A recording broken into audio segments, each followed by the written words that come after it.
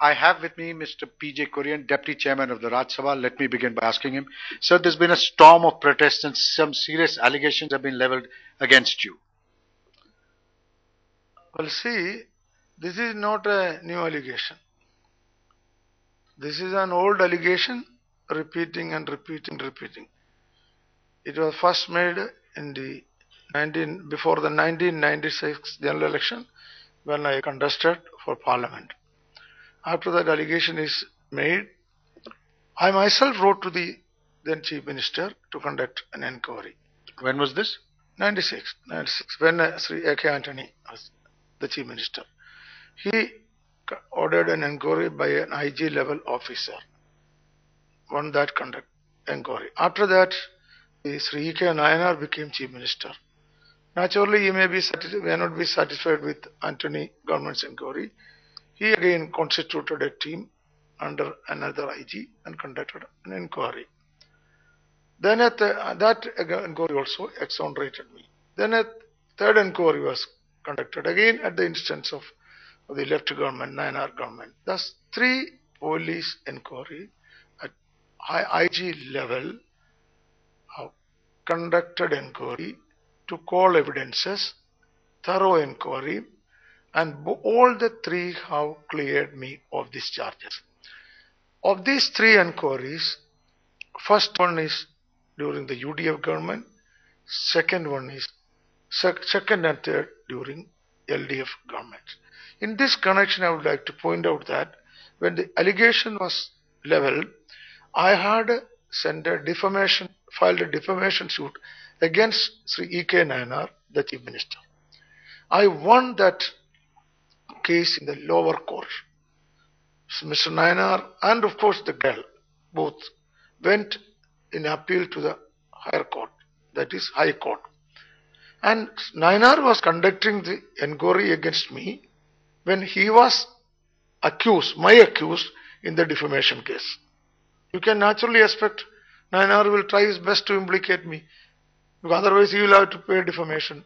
So in spite of that, the LDF government, after all their efforts, all inquiries, all possible, took all evidences and cleared me of all charges, and there was no evidence. They have exonerated me. But these allegations keep coming up. Why? No, let me complete then. Let me complete my point. After that in 96 election, during 96 election, immediately before 96 election, they went to the court with a private complaint. The same allegation in the before 99 election. This was the 96 election. They went to the court with a private complaint, and the court, the lower court examined it, High Court examined it, came to Supreme Court, and the Supreme Court, Justice Agarwal, has, after days of argument from both sides, found that this is a fit case for discharge, and therefore you were discharged by the apex court. Let me explain it. Found a fit case for discharge. Therefore, he gave an order. The wording is the petitioner, me. Petitioner is directed to file discharge suit. That means Supreme Court, Justice Agarwal found that is a fit case for discharge. At the lower court, I filed a discharge suit. High Court discharged me with a 71-page judgment where both parties, the other party was government, LDF government, and my advocates argued for days and gave a speaking order discharging me. And also the judgment had an observation, who will compensate for the losses, the sufferings PJ could have undergone. Then this judgment, they went in appeal to Supreme Court. Supreme Court also upheld that judgment exonerating me. Did you file for damages then? Yes, I am telling you. I could have gone. Why didn't you? Yes, that is what. See, twice I had opportunity. I'm telling you. I could have, number one, defamation case, which I filed against the father, the CM and the girl, Chief Minister and the girl. I could have continued, but CM, when their appeal was pending in the High Court, CM passed away. Sri K. Nair passed away. Then I had to fight with this girl out of humanitarian consideration. I have also two daughters. I thought, let her go. Maybe she must have made a genuine mistake or politically motivated. I would like to say that one of the inquiry reports has specifically said that it is politically motivated. It is either genuine mistake or politically motivated. So it can be like that also. So I didn't proceed with the defamation case. Neither I proceeded with the compensation which was mentioned in the out of consideration because I have two daughters.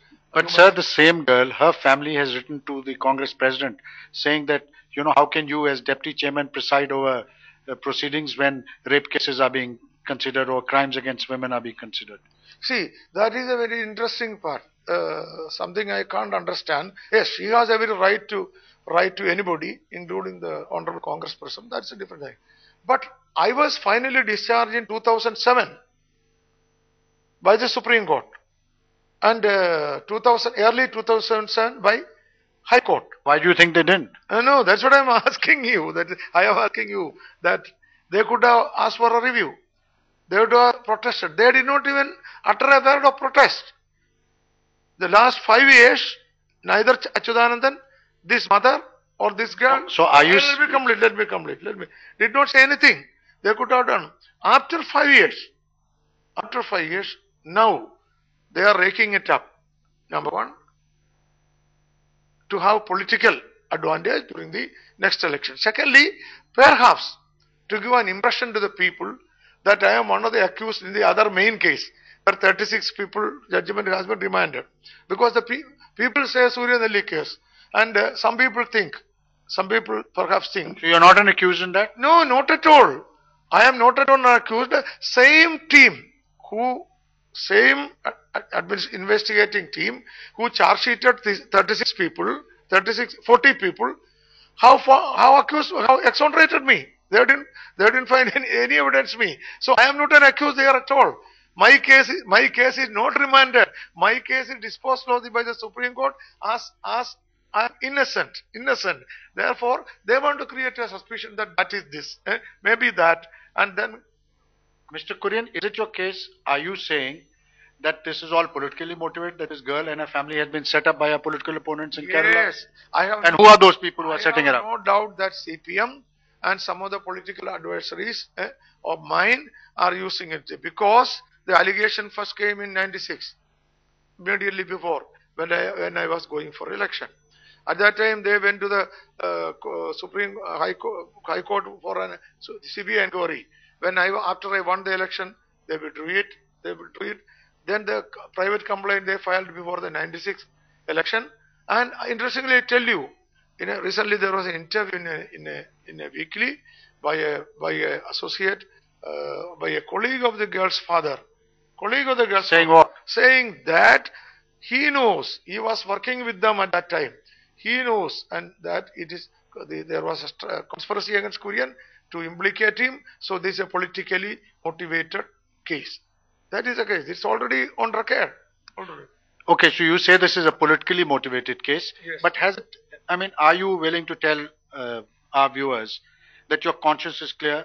Does this weigh on your conscience? I tell you, my conscience is absolutely clear. You have nothing to answer for? Nothing to answer for, because I myself offered to the scrutiny of the court when I gave the defamation case.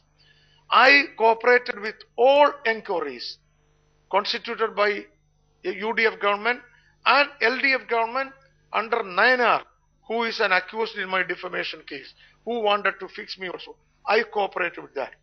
I went to the judicial system of this country twice and went to up to Supreme Court, and everything is clear. So I have clear conscience. I am absolutely clear about this, about my conscience, and I can tell you, since you asked me, absolutely innocent. Mr. Kurien, one last question. Your opponents, your critics have launched a huge campaign, both here and in Kerala, demanding that you step down. Has that thought ever crossed your mind? See, I'll tell you one more point since you asked. You see, you should know this place. See, one of the inquiry report has said that it is physically impossible for me, from the place where I was on this alleged day, to reach there and come back. Reach And where? he has said, Reach where? no, read the alleged place of, see this, Okay. Where this incident? by bad incident or see the heinous crime committed. The alleged place where this heinous crime is committed is Kumali, and I was at Tiruvalla on evidence on record. I was at Tiruvalla. From there, if I should go and commit this crime and come back, it needs certain time. It is physically impossible. That is already in the report. It is physically impossible. So, and it is also said it needs an helicopter to go on there. Such a impossible case, such an improbable case. And you see, look, a central minister going from here and to my district, from there going to my previous constituency, and you know the place where the alleged place is in a market, a panchayat rest house, in an open place. Central minister going from here, then traveling more than 3.5 hours to a panchayat open place in his own constituency. It cannot be imagined also. It is impossible, unimaginable, and I have not committed any crime. I have not seen that. So you are not going to, you are in no mood to oblige them by quitting. If somebody is asking you resign for nothing, will anybody resign? You tell me, okay, let me ask you. You can ask them why they are asking this question. But why do you think they are asking? I don't know. That I told you, political. What more? See, to prove my innocence, an Indian citizen under the constitution, what all can be done have been done by me. What all? Nothing more is to be done. To prove my, see, if their intention is to remove me from deputy chairmanship, you ask them why that intention. See, yes, some people, my political adversaries have that intention. Maybe some other CPM people also may have some CPM, not all. I don't think the Delhi CPM, not all, may have that intention. But forget that. What else can I do to prove my innocence? You tell me. Mr. Kurien, they've petitioned your president, your leader, the Congress president. Have you presented your side of the story? Have they asked for an explanation to your party? Certainly, they have a right to petition to the Congress president, honorable Congress. Has she asked you for an explanation? No. When their petition comes, she may ask. If she asks, I will explain. Thank you very much for taking time out and speaking to us. So that was Mr. Kurien. He vehemently protests his innocence. He believes that he's gone through the test, various stages of the legal process, and he doesn't have a case to answer for. With camera person Alok Bhatnagar, this is Javed Ansari in New Delhi for Headlines Today.